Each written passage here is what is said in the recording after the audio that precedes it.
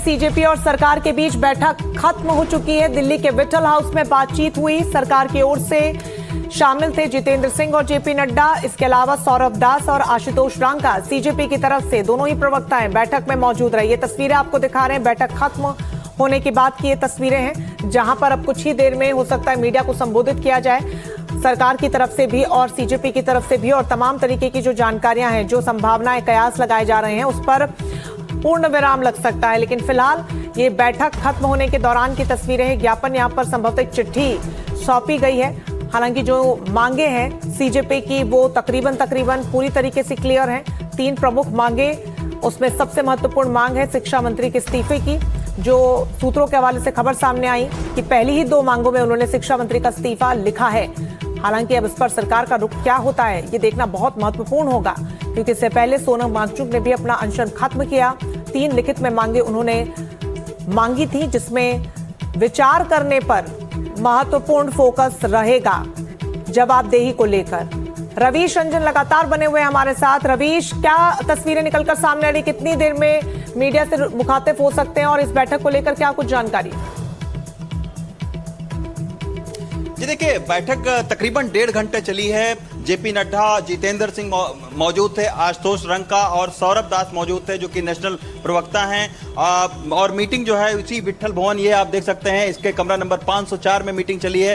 1.5 घंटा ये बैठक चली है। पहले ये कहा जा रहा था कि जो कॉन्स्टिट्यूशन क्लब है इसमें मीटिंग होगी, लेकिन अंतिम वक्त पर ये वेन्यू चेंज करके और फिर एक कमरे में 504 नंबर कमरे में ये मीटिंग चली है। लेकिन मीटिंग के बाद में अभी जेपी नड्डा और जितेंद्र सिंह आपस में बात कर रहे हैं। कुछ देर के बाद में इस जगह पर, ये जो कॉन्स्टिट्यूशन क्लब आप देख रहे हैं, यहाँ पर पोडियम लग चुका है। तमाम मीडिया, तकरीबन दर्जनों मीडिया के कर्मी यहाँ पर मौजूद हैं। तो कुछ देर के बाद में अभी खुद मिनिस्टर संबोधित करेंगे कि आखिर क्या कुछ ब्रेक थ्रू हुआ है कि नहीं। लेकिन जो सूत्र बता रहे हैं कि 3 जो प्रमुख डिमांड थी जो कॉकरोच जनता पार्टी की, उसमें सबसे पहले ये डिमांड थी कि शिक्षा मंत्री धर्मेंद्र प्रधान का इस्तीफा हो। दूसरी उनकी डिमांड थी कि नीट की परीक्षा रद्द होने के बाद में जिन लोगों ने आत्महत्या की है उनके परिवार को मुआवजा दिया जाए। और तीसरी डिमांड थी उनकी कि प्रदर्शनकारियों पर कोई कानूनी कार्रवाई ना हो। तो इन दोनों डिमांड पर तो सरकार राजी है। एक तरीके से सरकार ने पहले ही संकेत दिए थे, ये दोनों डिमांड वो मानने को तैयार हैं। लेकिन मुद्दा कहां पर फंसा हुआ है? मुद्दा फंसा हुआ है शिक्षा मंत्री के इस्तीफे पर।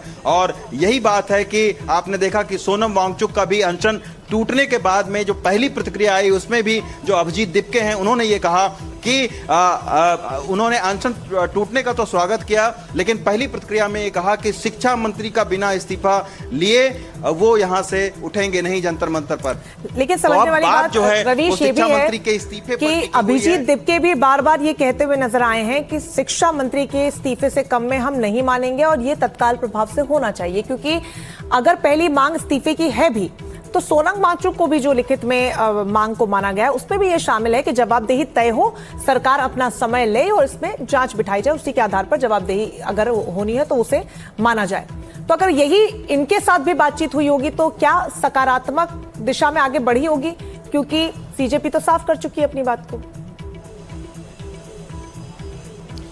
देखिए, जो सोनम वांगचुक की जो चिट्ठी थी और जो सोनम वांगचुक की जो बातचीत सरकार के साथ में हुई है, उसमें सूत्रों के हवाले से ये खबर आई थी कि एक नरमी का एक संदेश जो है वो सरकार की तरफ से दिया गया है। और यही वजह है कि एक महीन सी जो लाइन है उसमें ये कहा गया कि शिक्षा मंत्री के इस्तीफे समेत जिम्मेदारी जो है वो शिक्षा विभाग की फिक्स करने पर विचार विमर्श सरकार कर रही है।